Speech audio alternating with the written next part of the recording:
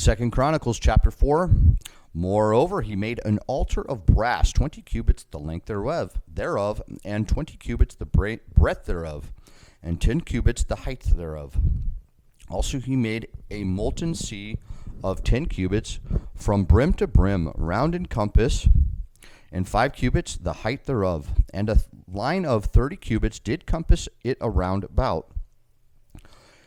It and under it was the similitude of oxen, which did compass it round about. 10 in a cubit, compassing the sea round about. 2 rows of oxen were cast. When it was cast, it stood upon 12 oxen, 3 looking toward the north, and 3 looking toward the west, and 3 looking toward the south, and 3 looking toward the east. And the sea was set above upon them, and all their hinder parts were inward. And the thickness of it was a handbreadth.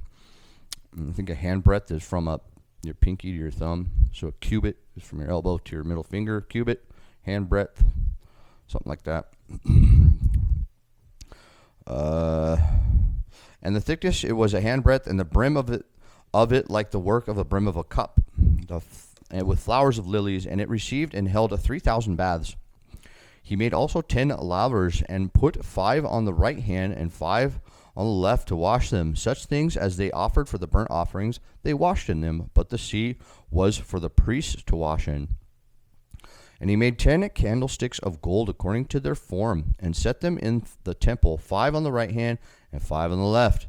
He made also 10 tables, and placed them in the temple, 5 on the right side and 5 on the left. And he made 100 basins of gold. Furthermore, he made the court of the priests, and the great court, and the doors for the court, and overlaid the doors of them with brass. And he set the sea on the right side of the east, and over against the south. And Huram made the pots, and the shovels, and the basins. And Huram finished the work that he was to make for King Solomon for the house of God.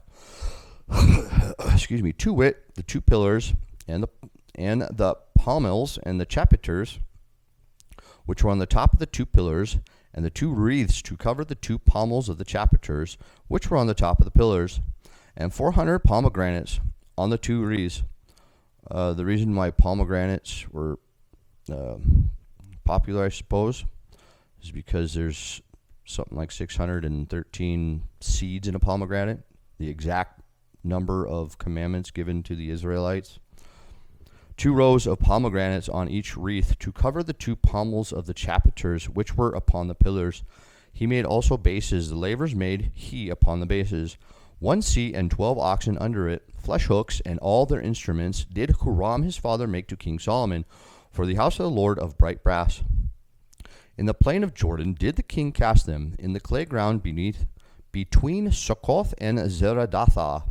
Thus Solomon made all these vessels in great abundance, for the weight of the brass could not be found out.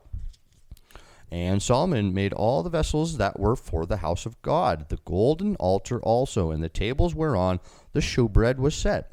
Moreover, the candlesticks with their lamps, that they should burn after the manner before the oracle of pure gold, ora. And the flowers and the lamps and the tongs made he of gold, and that perfect gold.